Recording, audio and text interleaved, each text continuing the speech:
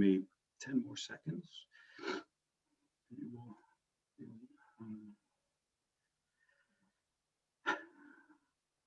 Ms. Crawford, the floor is yours whenever you are ready. Hello, everyone. My name is Michelle Crawford. I am the METCO director here in Scituate for the Scituate Public Schools. I'm also the co-chair of the DEI Director Committee. Our other co-chair cannot make it tonight. I am proud and excited to introduce to you Jamele Adams. Jamele comes to us from Brandeis University, where he's the Dean of Students. Jamele is also a celebrated poet, activist, speaker, and DEI practitioner. He's dedicated to inspiring others to embrace love, inclusion, and trust, or the lit mind frame. Jamele has created brave spaces with educational institutions, political leaders, law enforcement, religious organizations, and health and social welfare leaders, and most importantly, students, to form freedom teams to ensure an open and honest dialogue and to strengthen a sense of community and belonging. I'm going to turn it over to Jamele.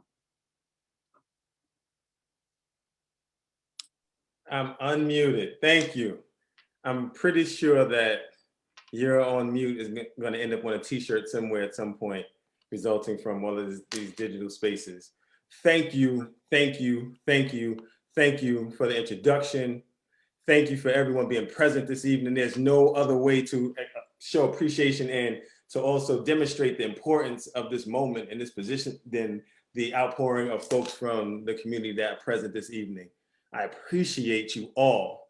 I have to take a moment to acknowledge the indigenous folks that were here before us. I have to acknowledge folks that are dealing with all kinds of natural and horrific, unthinkable terrors that have happened to us, whether they be personal or those that get national media attention, whether it be Boulder, Colorado, or Atlanta, et cetera. So I want to make sure that we take time to acknowledge that and recognize that that may be on our shoulders in varying numbers of ways. I hope that this evening is an opportunity for us to get to know each other a little bit more and have a transparent, authentic conversation. I want you all to ask the questions that that come to mind. I'll let you know if something is, a little too much, something like that, but I don't imagine that to be the case. I want folks to know me and understand me, and I want to get to know more about you all as a Scituate family. It's all, and I always subscribe to the moniker, always we, never me. So the we is all of us in the space, and those who aren't present. I want to uplift and recognize the voices that aren't in the space as well, and remember them.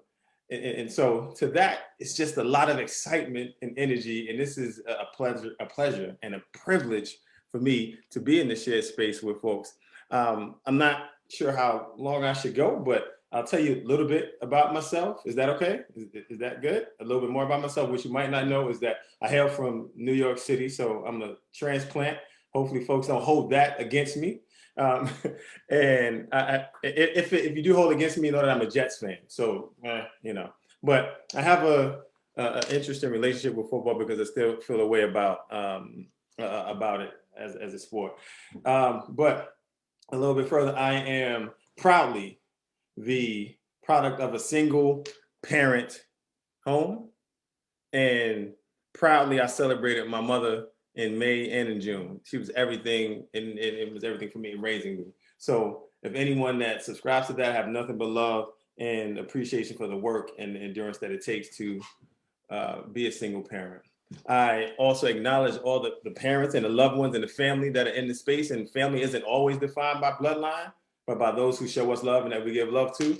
And so we definitely have needed to shift in how we educate, how we learn, and how we engage. So to all of the faculty and all the students, I acknowledge and uplift your tenacity within these spaces, because it is not typical at this point, and it continues to fluctuate. And just as we know, within the next 2 weeks, folks will begin to return to our school buildings, and that'll be different. It won't be the way it was before. It'll be a unique experience, and we'll have to adjust again. And so the ability to do that and to be present and to continue on a successful education journey is incredible. So it takes a community effort to make that happen. And friends and family, that is what we have been. And I use the terms friends and family, because when I feel like when you say ladies and gentlemen, you leave people out, and we don't want to leave people out. And speaking of which, my pronouns are he series. And so today, I wanted to just share with folks that it was already mentioned that I subscribe to the LIT model. And that is a core of how I connect with a community, how I connect with different schools, and how I connect with students. And it's an acronym that stands for love, inclusion, and trust. Love is how I believe we should connect with each other as human beings. And love is not weak. Love is powerful. Oftentimes, it's what is necessary to allow someone to do that which is most complex. And I use the word complex versus difficult, because oftentimes when we hear the word difficult, we think impossible. But when we hear complex, we take it as, you know what, that's going to require a little work, and we can do it. You feel me on that? You understand? You with me that? Shaking the heads and things like that. If you are familiar with the Zoom format, if you go to the bottom right-hand corner, the bottom of your screen, you'll see reactions, and they have all kinds of reactions that you can give. The thumbs up, the hand clap, heart, smile, the surprise, and the party emoji. So I encourage folks to use that as we speak this evening. And so with that, the love piece is so incredible. It really is incredible. So I'll go a step further and share that I ask people, if you want to take anything, you want to take a note or write something down, I ask you to take down the following. Love how you love who you love. Again, it's love how you love who you love. Now, where that comes from is, if I ask the folks on the screen right now, if you love students, put a thumb up or raise your hand if you love students. Put a thumb up, raise your hand if you love students, right? So I'm going through, I have 6 pages, and I see thumbs up and okay, folks still putting thumbs up. So this is good. Now, I want folks to consider this. When you love someone, think of our loved ones. When we love them, if they are hurt, do we say, I cannot help you? If they are injured, do we say, I cannot help you? If they have something that requires unless any of us are doctors in the space, but for those of us who are not, if there is a broken finger or something like that, do we say I'm not a doctor, I can't help you? That is not how we engage those folks that we love. We figure out how we can assist them. We figure out who do we need to be in contact with so that this person we love gets the help that they need and deserve and are owed. And I ask us to think about that and use that lens when it comes to diversity, equity, and inclusion with people. I asked how many people love students, all the hands and thumbs up went up. So we have students that are feeling some of those ways. And so when we try to figure out what should we do, come from that lens, let's figure it out. And I say let's, again, coming from always we, never me. We are in this together. Let's figure out how we can do this together. And don't stop short of, well, I did everything I could. Have we done everything that we could?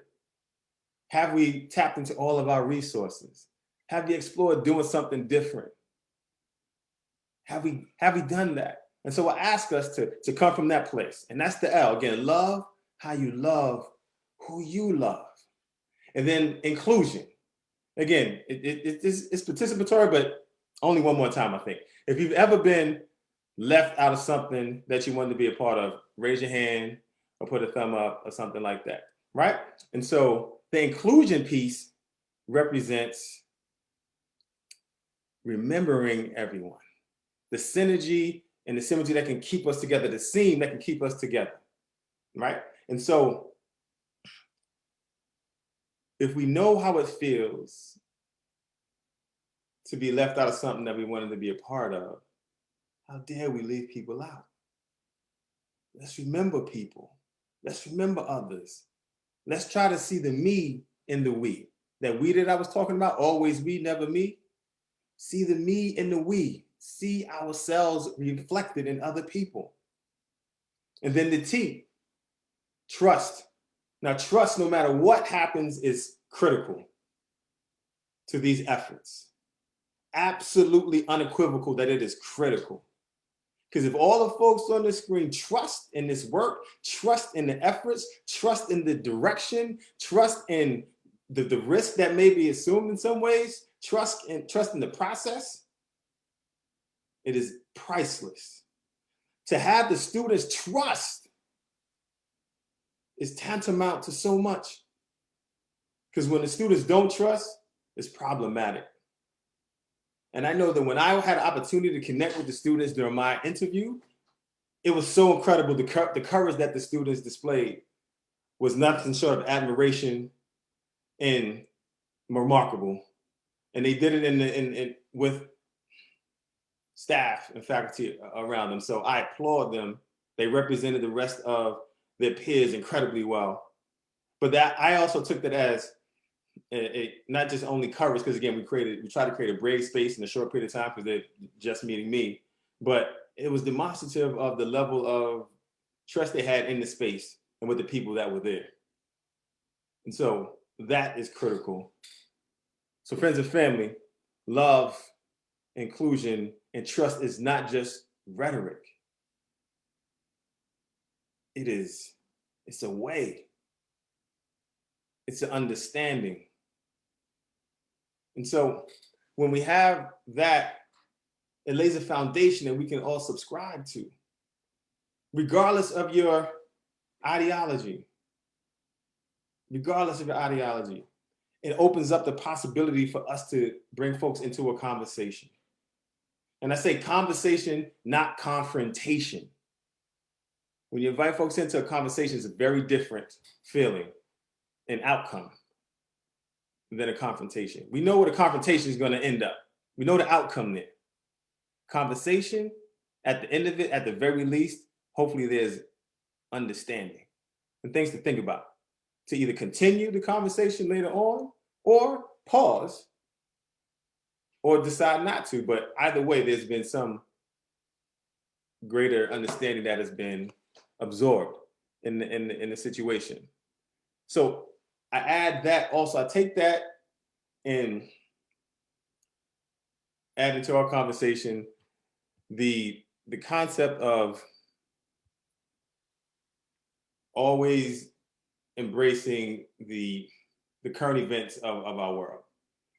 And for all of us, for the students, for the faculty, the staff, the communities, and our families, because when something happens in the world, it's hard to show up sometimes. You agree with that? Raise your hand if you think that. I think I was going to ask you again, but okay, here you go. It's hard to show up sometimes when you're dealing with the world on top of the other weights you have in your life. And so right now, remotely, all these things that are happening in the world, whether they're politically based, racially based, intersectionality, in terms of it being based there as well, and who we are, our gender, our sexuality, our accessibility, our spirituality, haves, nots, etc. To have all of that, who you are, who we are, then to be present as a student, present as a faculty member, present as a staff member, and then to embrace whatever the world throws at us locally, nationally, internationally, is a lot. It's a lot. But when we're a community and we're together, we're able to absorb that, be there for each other.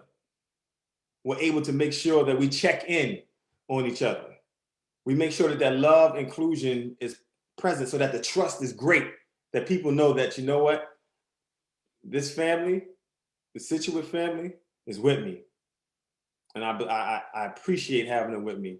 And so folks can be present as they can be in that moment, because there's a lot going on, and to acknowledge that something is happening is so critical. In fact, that's the number one thing students often are raised concerns about in our spaces. I mean, in academic spaces, that something happens and we don't acknowledge that something happened that's impacting them. And so I ask that we acknowledge when these things happen and create space where folks can be authentic and present and trusting in our community. I appreciate being involved in a community as folks will allow me to be. I appreciate being as available as possible. Probably everyone will have my phone number. I'm okay with that. I have not had issues with people doing crank calls and things like that with my phone number. I appreciate being available and being accessible. I think that when you're in a position like this, you should be. This position is not just a position. It's not a job. It's about being part of the energy of the community. It's about bringing folks together. It's about being a trusted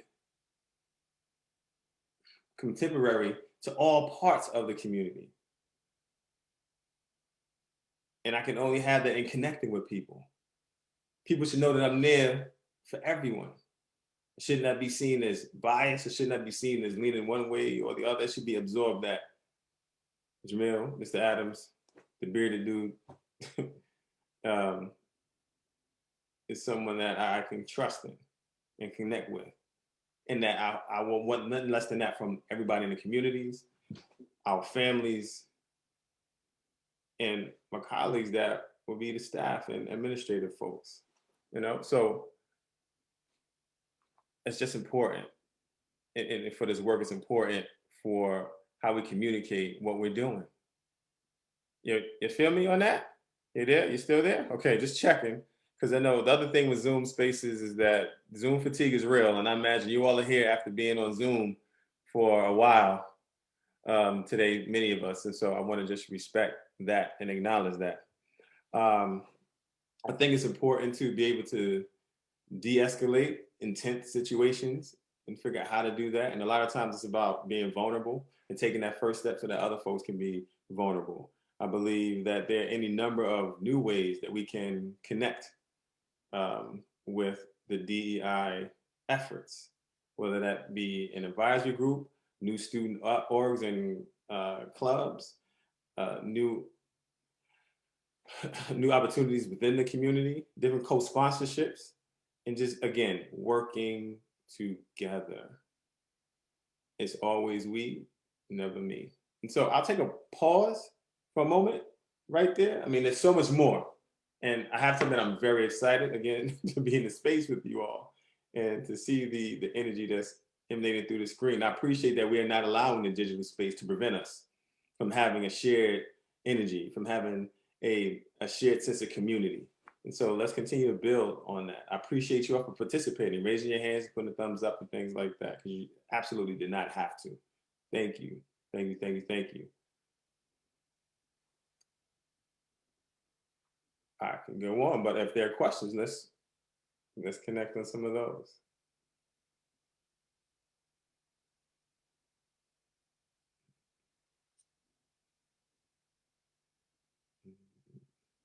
More people showed their faces. This is good.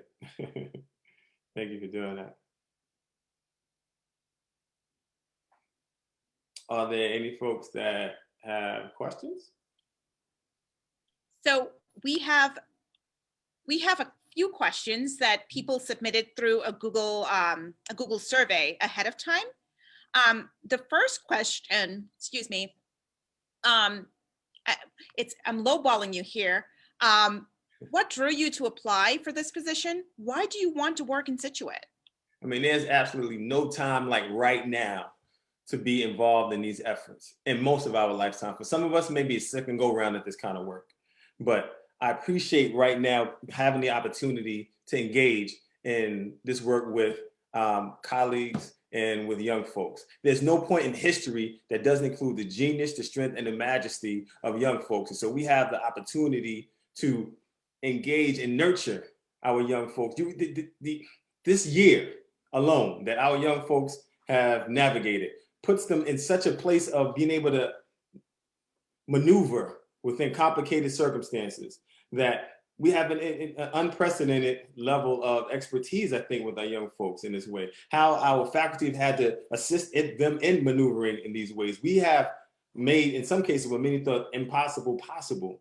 And so that alone is predicated enough to say, we can do this. I come from this as I go into these efforts, and I try to say efforts instead of work, because work is not, I don't think it captured it clearly, but I come into these efforts believing that it can be done, that we are possible, that it is not a challenge, but an opportunity.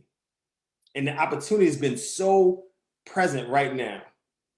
And I don't say that rhetorically because I've done it with folks. I've invited folks in to have a complete opposite opinion of my own into a conversation. And there's a way that you do this. So folks feel, again, that's a trusted situation, that folks don't feel set up, that folks don't feel bullied, and that folks feel heard and uplifted and appreciated and respected. And so there are ways that that can happen. And so the way that this job description was presented, that spoke to me, and I grabbed some of that from it. And I know that some of my experience with the people and the family of Situate has given me that vibe, if you will, when I connected with them. So I just felt that it was authentic, that it wasn't rhetorical, and that there was a genuine desire to engage in these efforts. And so there was no way that I wanted to miss out on that when the opportunity presented itself. So I appreciate that it came, and that I was able to be part of it and be a candidate in it. Because again, folks, there are 98 of us on the screen on a Wednesday evening, where it's above 60 degrees, I think, today. And we're talking about diversity, equity, and inclusion. I don't think this is really about me, but I get it. But we're doing this tonight. Folks elected to do that. That shows how important this is. That's not the case everywhere. So I don't take this for granted. And again, I come into it with heart open, a student in life, and dedicated to making this happen. I don't want to do it for a year, 2 years. I come into it knowing that one of the downfalls of positions like this is the turnover. Because if you only do 2 years and break out, there's a deficit. 3 years, there's a deficit.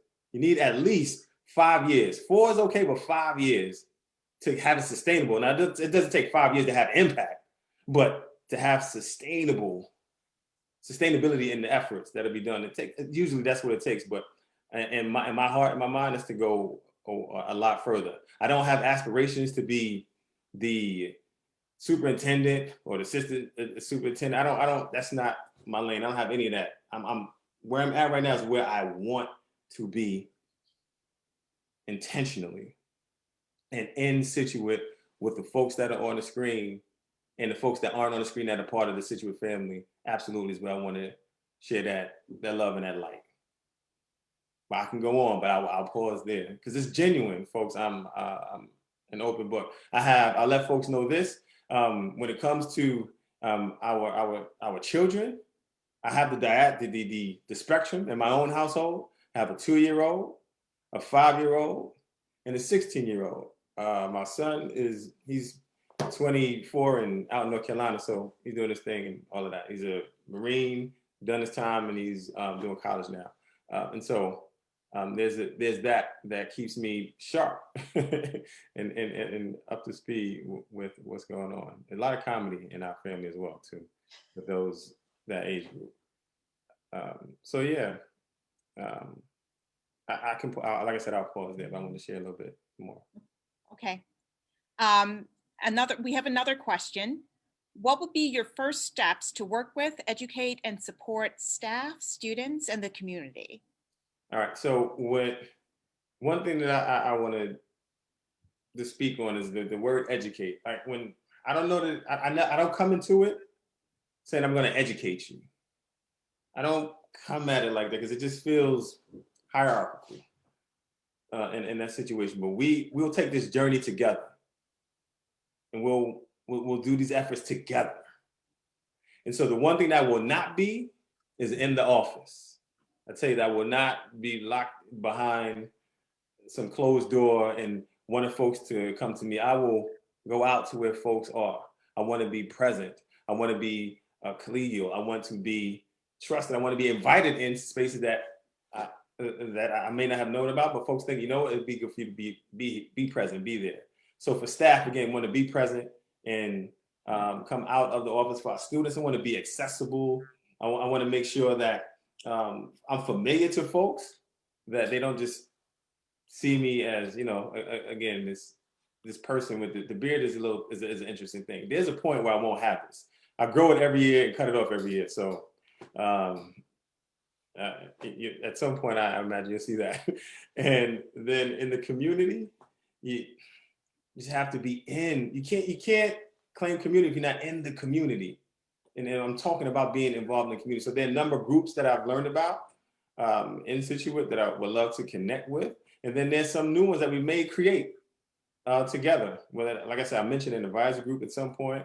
We may connect with folks from Stride, and not maybe we'll absolutely have to, but do some other things there. The students may have some new groups that they create as well. And so, and we may also have new organizations and clubs as well.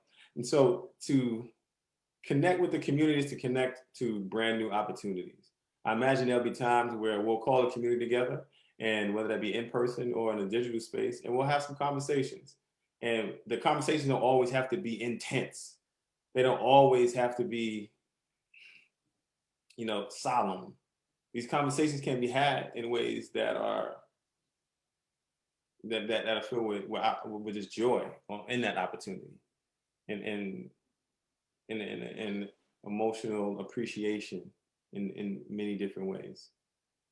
So those are just some ways that I would want to be present with staff and with students and the community. The first steps: make sure the folks know who you are. Make sure that they know that you're with them, that you're trusted, and that you're there. And the support, we gotta. Hopefully, there's no question about that. That it goes beyond support, and that there's a understanding of loyalty. And that when that's there, that also allows folks to have the complex conversations. But sometimes it's about sharing with folks, this may not be something that you knew about, but let's talk about it. Let's share that with each other. And I respect that of the students and the community and staff, of me as well, to hold me accountable as much as I want to be a part of us holding ourselves accountable. Yeah, sounds good to folks. You did speak a little bit to the next question that was coming up. It is, given that this is a new position in our district, you may be saddled with the unrealistic expectation that you can or should solve all of our problems and questions surrounding diversity, equity, and inclusion. What are ways that you will help our school staff build our capacity so that we all feel responsible for promoting DEI work in our schools, and so that we can feel well equipped to do so as challenges arise? So absolutely, I've never been made to feel in my interviews thus far that I am alone. No one has said that when this person comes here, they're going to do everything. And I don't feel that that's going to be the case. Now, what has happened in my experience in other spaces is that folks feel that way, but then when it happens, when that thing, whatever that thing is, happens, the instincts just kick in, and folks just like, go do it. And so it's at that point where we have to say, you know what, it's all of us. It's always we, never me. That's when we got to remember that. When we're outside of the training, when we're outside of the moments that are controlled, when that thing happens that's unexpected, that we remember that we're all in this together. And so hopefully we will do that, and that there'll be reminders of us all that we are in this together, that we can do it. Something that helps with that is having a shared vocabulary to understand the language that surrounds these efforts and the work. The other thing is having a transparent set of protocols and processes that allow folks to know where things begin, where they travel to, and where they're likely to end, and to be transparent with them, and to make sure that folks know what's going on with that. I believe in transparency and it being so helpful. When folks are oftentimes frustrated with some of these efforts and the work, is because they don't know and they don't feel that folks are being transparent and open and honest with them. And so I don't want that to be something that is problematic.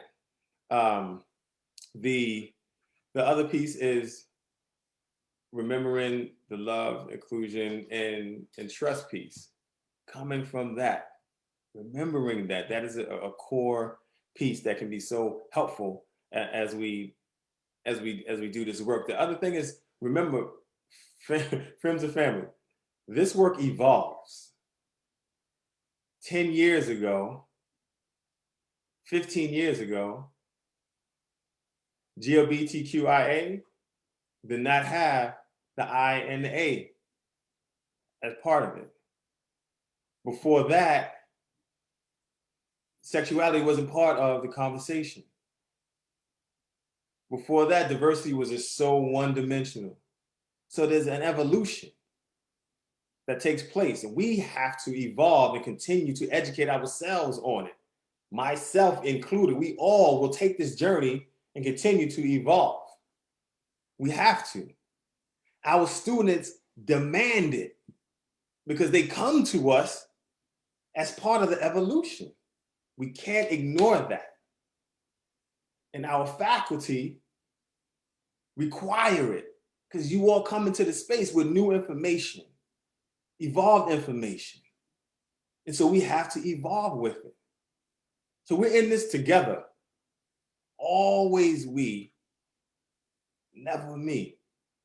And so it's that shared experience and not forgetting that and being committed to it. Our community, it's so fantastic when a community is together. And so that's what I look forward to, just in enhancing the community that exists already. And adding my texture to the fabric, my ink to the tattoo, if you will. You know, and so that's where I'll pause there, because again, I can go on there as well.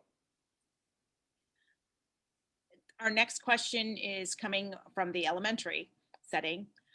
We know that we need to begin conversations around diversity, equity, and inclusion at our youngest grades.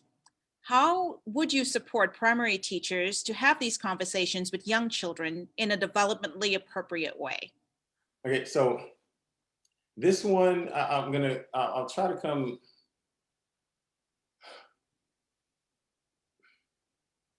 I'll tell you a story. So years ago, my now 16-year-old daughter, at the time, I think she was 7, maybe. And she comes home with an assignment. And so let me see. No, she wasn't 7. I think she was 9. She comes home with an assignment, and the assignment had to deal with, they were trying to talk about the Atlantic slave trade, transatlantic slave trade. And so there was this assignment that just was not, I just don't think it was a great assignment because of how it was designed. And so this led to myself and our family actually just having a conversation with the teachers and the principal and things like that. And so, but again, it was a conversation. We never went into it like, I can't believe you're doing this, is horrible, da, da, da. The conversation was like, okay, she's working on this assignment. How are we gonna work this? What's the goals here? How can we be helpful? And it feels a little different because it's impacting us culturally and racially in a different way. And so we just wanted to share that with you. And so having a conversation in that way led to the teacher actually saying, thank you, appreciate that, and actually remixing the assignment and letting the entire class know about it. So what I'm getting at with this is that really walking the talk with the love, inclusion, and trust piece was really helpful in that age group at that point in time.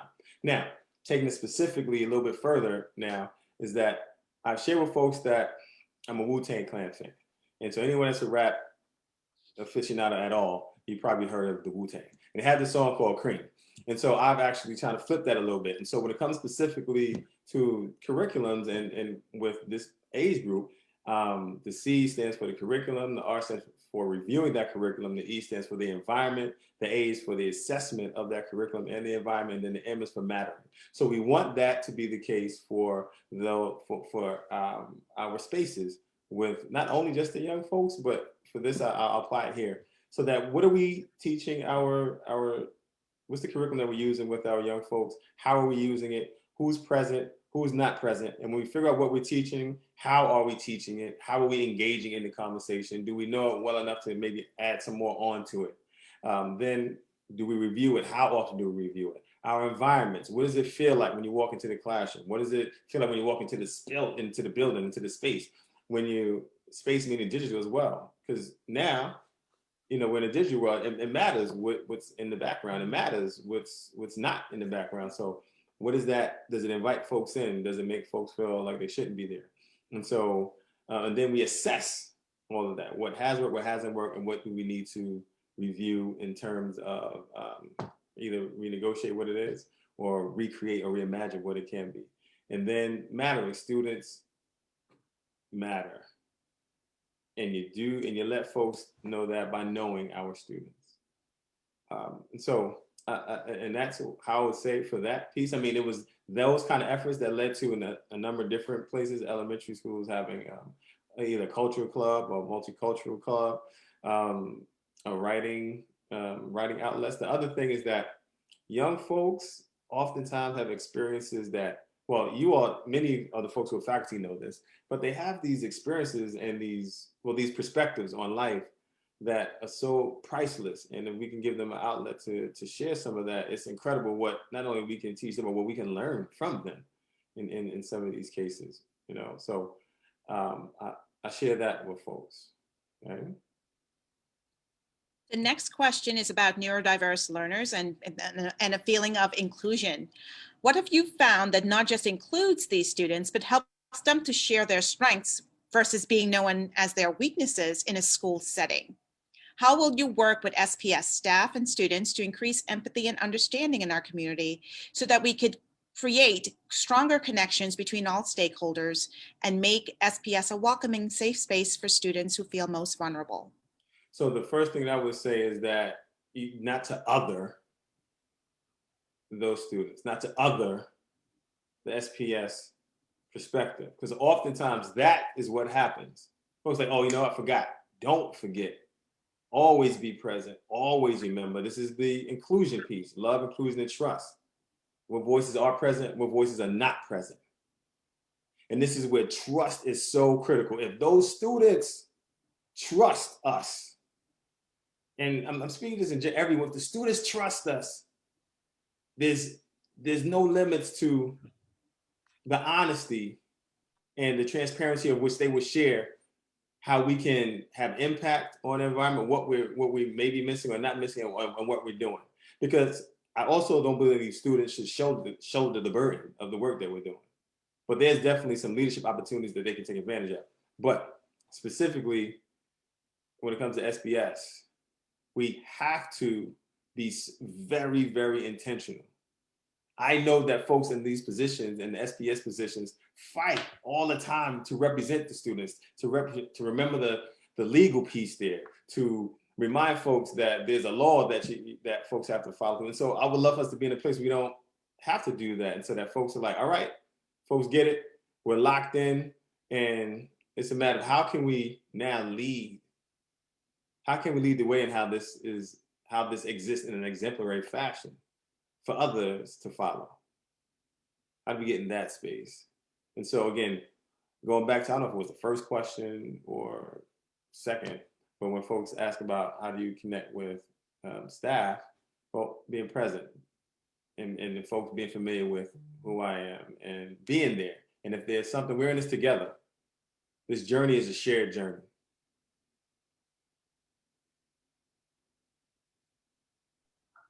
Thank you. This next question comes from a student who is adopted from China. And the question is, as you work with teachers to refine their lessons, what specific considerations would you encourage with respect to adopted students, especially students of color who are adopted? I think that it's important I mentioned this earlier, but I didn't go in depth. It's important to know our students, to actually like know about them and to understand who they are. Everyone heard what I heard? Okay, I'm just making sure that it wasn't just me. Okay, and so it's just important that we're able to allow students to feel that they can choose us to understand. They can choose us to share their experience. They can choose us to embark on sharing a narrative or understand that we are going to always have their welfare at the front of our thoughts. And so I think that comes across in how we set up our classroom spaces. At the beginning of our interview today, I tried to set up a situation where folks feel welcome and hopefully invited to what we would want to be a brave space, where folks could be present. And hopefully folks felt that there wasn't anything they couldn't ask me, and that folks felt invited. And so I think if we create spaces like that, that students will feel that way, and they will respond accordingly, and let us know if we've slipped and it's not present as well. And so I'll go back again to students will choose. Students will choose their mentors. Students will choose who they will subscribe to and who their leaders are and who they want to share information and space and time with. And we want to be those people. I absolutely will want to be that for all of our students. Remember the we. Remember it's our. When you have the word your and you get rid of the letter Y, it's ours. We got to remember that. And so it's about remembering the love, inclusion, and trust. And then with students, I have another piece called Cecil D, which is self-esteem plus self-love equals dignity. And so we want to remember that always with all of our students, And I know I've mentioned a lot tonight about having complex conversations and knowing how to do that. And so really quickly, there's this thing I got called the MOO. And it's the MOO. M stands for, I'm going to write this down, you can do that too. M stands for my history. The O stands for our lives. And the last O stands for our future. And so in any given topic, it provides a pathway for a conversation. It's not a formula, it's a pathway.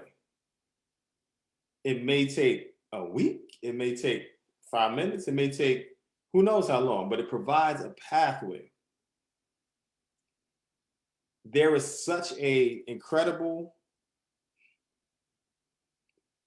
power in inviting someone to a conversation and they say yes. That is a step towards working together. And then you go through it. My history, our lives, and our future. Now, am I able to get a volunteer? Is that possible? Can I do that? Can you let me do that? Would someone want to volunteer to do the move with me? Anyone? Raise your hand. Anyone? Dina, is your hand up or it's been up the whole time though, but I don't know if that was intentional or not, so I don't want to call you out. Anyone? Wasn't. Okay. Anyone want to volunteer to do the move with me? Anybody? Matthew, is your hand up? Matthew? I'll volunteer. I'll do it. I saw Matthew and I don't know who and the other person, Dina. So I'm not sure. She already unmuted me. I don't know if I can mute myself again. Dina volunteered and so did Cheryl.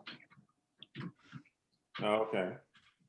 So Cheryl, Dina, is it okay? All right. Is it okay? No, I was going to ask Dina if it was okay if I connected with Cheryl because Dina, thanks for coming back because I saw Dina. You're welcome. You okay with that, Dina? You all right with that? Okay. Absolutely. All right. I don't see Cheryl square. Oh, okay. There we go. All right. I guess it only lights up when you speak. So Cheryl would have to unmute. And so we need a topic. What do you want to talk about? I would love to talk about why you mentioned students first pretty much in all of the interventions you've been talking about tonight. So the reason I come from, my history has always been that the students will always let you know what you're doing and what you're not doing. I trust in students' instincts. I trust in their authenticity, and I trust in their just in students just ability to just kind of show you yourself in some ways if you're not being yourself. And so, and I think they do it unintentionally sometimes, but when it's intentional, it's very intentional. And so I just have always appreciated that. And they're the reason. I mean, that's another moniker that I subscribe to. Students are the reason, not just the season, are the absolute reason. And so that's my history that I come from with that regard.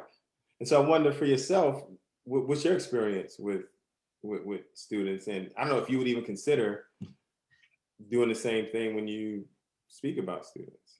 I mean, I think in finding ourselves as teachers, we really think of students in a central role. And I think in terms of my history, the majority of the work that I've done, even when I was a young kid, was centered around educating children, not necessarily in a typical teacher pathway, but one that was relatively circuitous. Mm-hmm. And I really responded so positively to the way that you referred to the students when you talked about their genius, their strength, and their majesty. Mm-hmm. And I thought that that was a really powerful way of having us look at students in terms of empowering them and returning to those sorts of interventions that empower our students instead of othering them into victim or perpetrator. And so what I would, thank you for that, and thank you for sharing that. And what I would add onto that show is that in my life, when I know what it feels like to feel like you don't belong. And I work so hard to make sure that any spaces that I'm in, that hopefully folks don't feel that way. And in my life, the dedication to doing that is worth everything. I've seen it impact not only my own children, but any students that are in the space. It just has such an incredible difference. Just for a student to feel seen, to know that they are heard, to know that their presence is appreciated and valued. And so in my life, I never let that go. And to that effect, Cheryl, you know, I feel like no matter what, I have to stay in tune with what students are in tune with.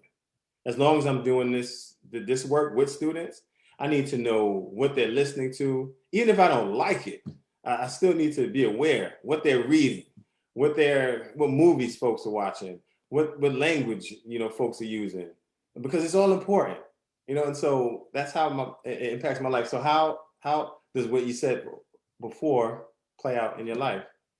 So I think in terms of our lives, that if we're not thinking about being inclusive, if we don't approach these discussions and complex topics in terms of bringing people together, then in excluding people, we are leaving resources behind. And I think that that's a really silly thing for us to do if we're going to be stronger as a community and stronger as a nation.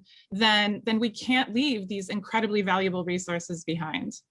I agree. And so because we're in a limited amount of time right now, do we want to continue to have this conversation at some point, or do you? Oh yes, yeah. You take my name down, I'll give you my email. Absolutely, anytime. So we can absolutely have that conversation. My number is 781-726-0019. That is, and anyone who heard that, take it. I missed the middle three. What were the middle three? 726-781-726-0019. Now, folks, and I mean this, Cheryl. Oh, I do too. Okay. So what we just did, you saw it play out, but that was way fast. Much faster than it should have gone. But we had a limited amount of time. But you see, I think that if you're going to ask someone to do it, taking the first step to be vulnerable is helpful. Because now I created a pathway for someone to say, you know what, maybe I'll give a little bit too. And so Cheryl did that. And then we just were able to go through the rest of the conversation. Now, understand it could have been any topic and it would have been the same pathway, but it may have been a little more challenging depending on what it was. And so that is something that I leave with you all, that you can try, that you can employ and implore. And if you want to try it out with me, well, all of you have my number now, so you can give me a call and we can have that conversation if you would like to. But it really is a genuine, authentic pathway to having complex conversations. Thank you, Cheryl, for doing this in front of colleagues and community and folks that, you just didn't know how this was going to play out. Thank you for taking that chance. Appreciate it. Well, thank you for the conversation. I greatly appreciate it. Thank you. We have time for one question from a student. And I'm really great at wait time. Just saying. If you never take silence, doesn't mean you don't have anything to say. Folks think differently.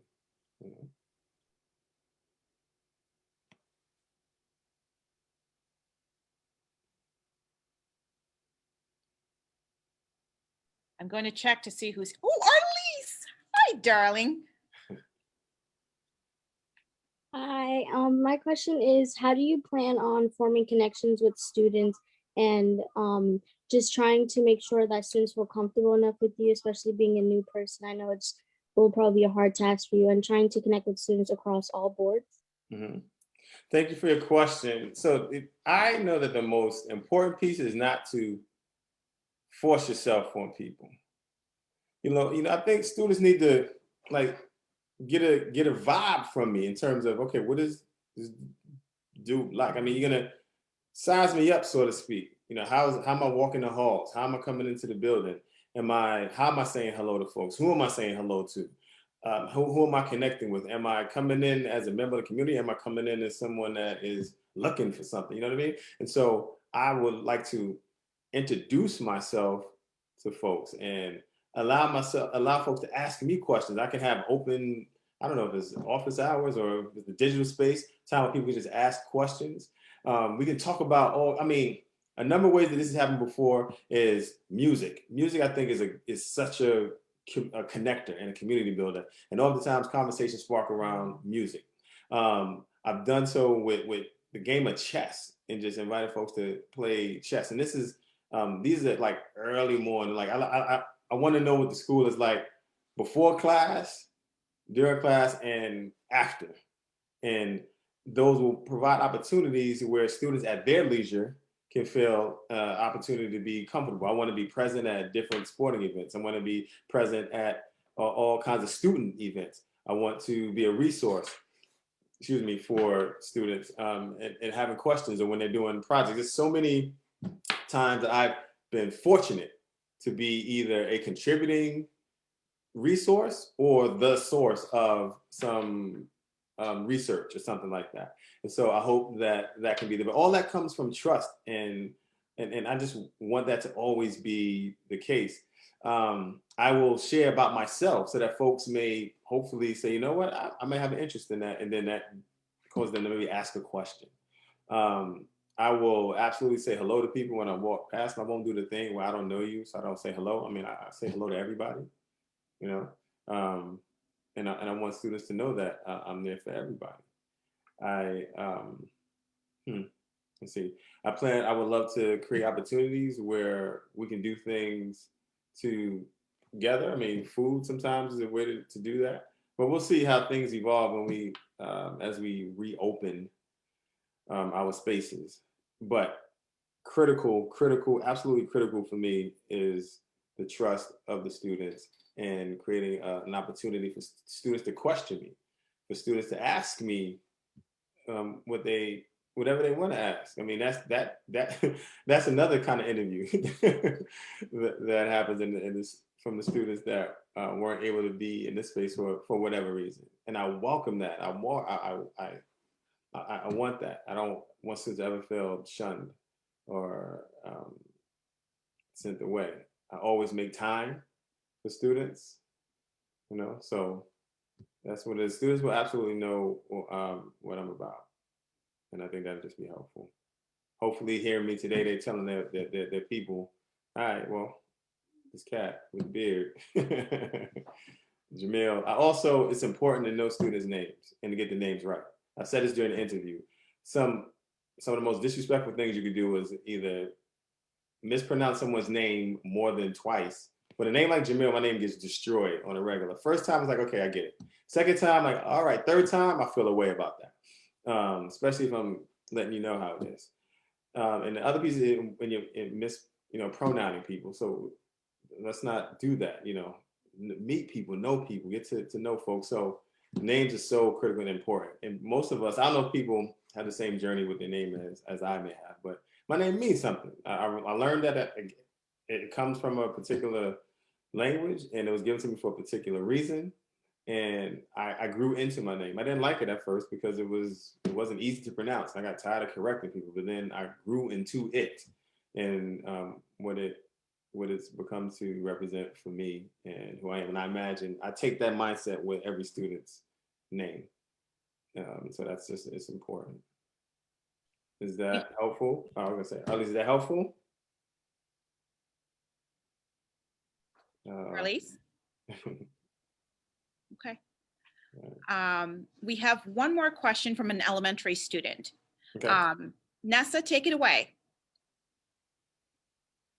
Where is she? Let me try to find her. Hi, I'm Nessa. I'm in third grade. I go to Wampatuck Elementary School. I was wondering if like a couple people were feeling left out at once, like what would you do? If a couple, well, first, thank you. All the youngest ones that are on this Zoom space, thank you for being present. Now, I need you to tell me, if you could ask me that question one more time. What if like three people are kind of like feeling disincluded at like one time? Who would you go to first? Oh, it is not a first. Let's go to all three. Go to all three and connect with them. And again, the hope is that they trust me enough to have the conversation that they would choose to. I have to share with you that it says so much to me that you felt okay to ask a question this evening. I don't think you know how powerful that is for me. Everyone probably was like, what question are you going to ask? And you asked such a brilliant question. And so I appreciate that. That demonstrates a level of inclusion in this space.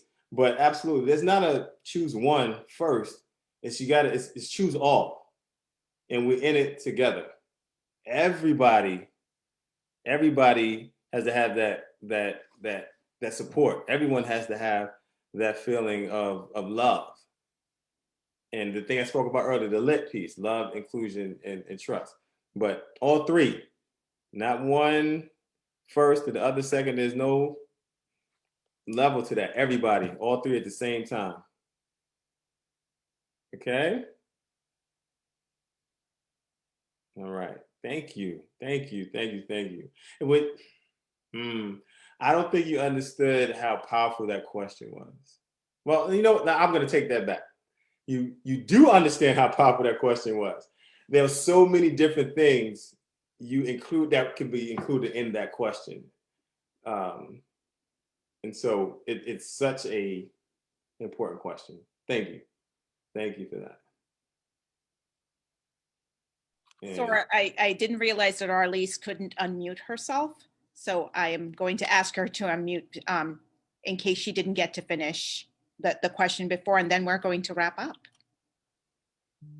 I was just going to say that your answer did help a lot. I find it very helpful that you have such good intentions and you're really thoughtful in your delivery. And I think that's a great plan. I think that it's so important, the relationships that we have with the adults in the building. And I think that the students will be open to meeting you and everything, because I feel like you have really good intentions and your vibes are good. And I'm even getting some good vibes from you, even virtually. So I think I'll be excited to see you eventually in the building. Thank you. Hopefully. Thank you. Thank you. Thank you. Thank you very much. The vibes, I'm glad that they're good. Everything I'm saying is true. It's not rhetorical. I'm coming from the heart and the head for you all and to you all. Absolutely, I meant what I said about the number. If you wrote it down, You got it. If you need it again, 781-726-0019, 781-726-0019. We can continue any conversation that you heard from me today, or you can ask a new question. It's up to you. Just let me know where you're coming from. Like I said, hey, I'm from the Zoom call earlier. My name is X, Y, and Z. And if you want to share your pronouns, that's great. And I will continue to connect with folks. Thank you so much. Thank you for the opportunity for those last two questions are coming. Thank you. Thank you so much. So with that, we're at the 7 o'clock hour. We want to thank Jamele for his time tonight and sharing the space with us. What you could look forward to is an email from me with post-forum questions that I'll ask you to fill out while it's still fresh in your mind, this experience. And there will be an opportunity to address concerns, comments, concerns, et cetera, at the end of that survey. Thank you, everyone, for being with us tonight, and have a great evening. Bye. Thank you, everyone. Thank you. Thank you. Thank you.